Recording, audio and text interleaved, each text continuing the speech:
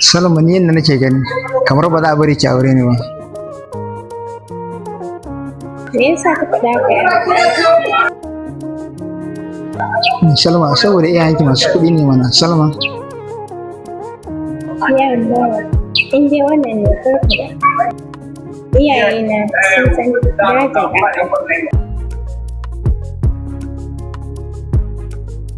to Salma sai dai mu dage da addu'a.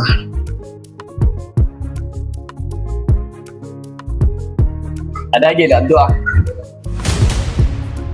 A kanka ne za a dage da addu'a? Kai baka duba kanka ba?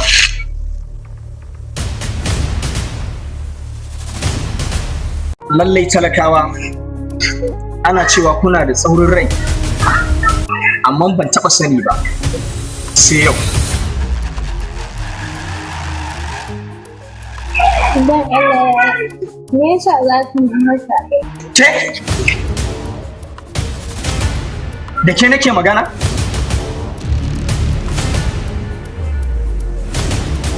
Ki wuce ki shiga gida ku fice min daga gani.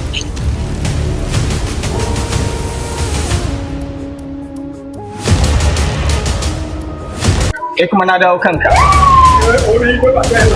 Daga yau sai yau, idan na sake ganin ka a ƙofar gidan nan, to ka tabbatar da cewa sai na sa an yi maka ɗaurin da har igiya sai ta yi saura.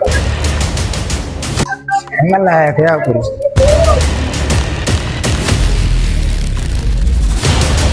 Aikin banza aikin wofi. Talakan banza kawai.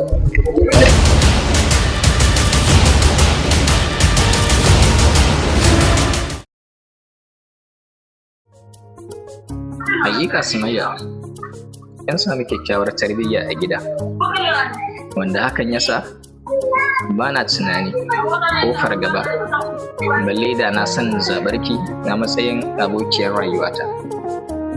Na gode Allah, na samu yabo daga bakinka. Domin kai na mutum rayuwa na. Ba na san zan yi rayuwa da wani namiji ba tare da kai ba.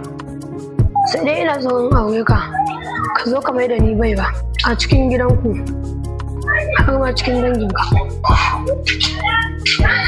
Amma saboda me yasa kika faɗa haka?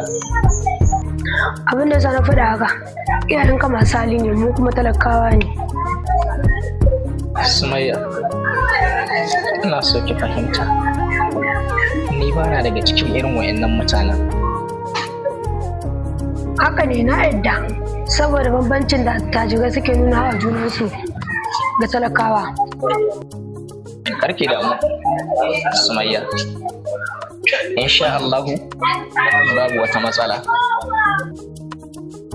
Na gode wa Allah da ya sa kai ka fahimci talakawa da masu kuɗi babu bambancin tsakaninsu, sai dai bambancin ayyukansu.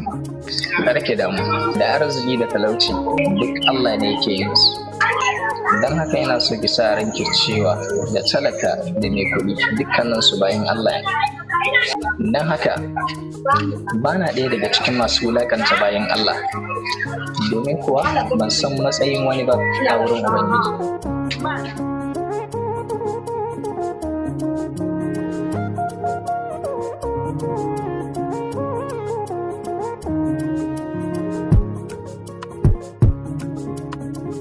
Assalamu alaikum. Wa alaikum salam, ya san da zuwa.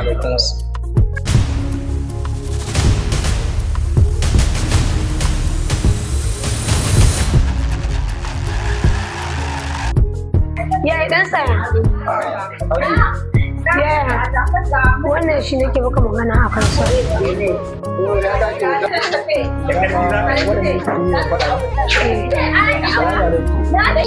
Wa alaikum salam. Sunan malam. Yayi mu sunana Ismail. Ala Ismail. Na'am. Ya gidan ya mutanen gidan. Ya. Ya idan bai maka ba ni zan iya hakura da shi. Sumayya, karki da mu. Inda yayi miki ni ma yayi. To shi ke.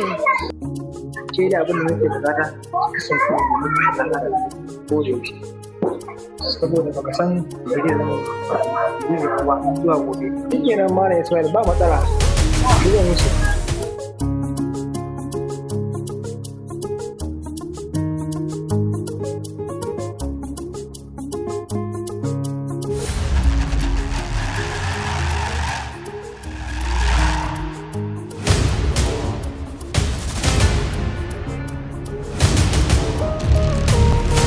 Ya yi su hanya na ga damuwa a fuskanka ko akwai matsala ne? Ke dai kawai ki bari, babu damuwa, amma yanzu ina so na wuce. In yaso za mu yi magana a waya. To shi kenan, ba damuwa. Bismillah, za ki iya shiga gida, sai an jima. An jima.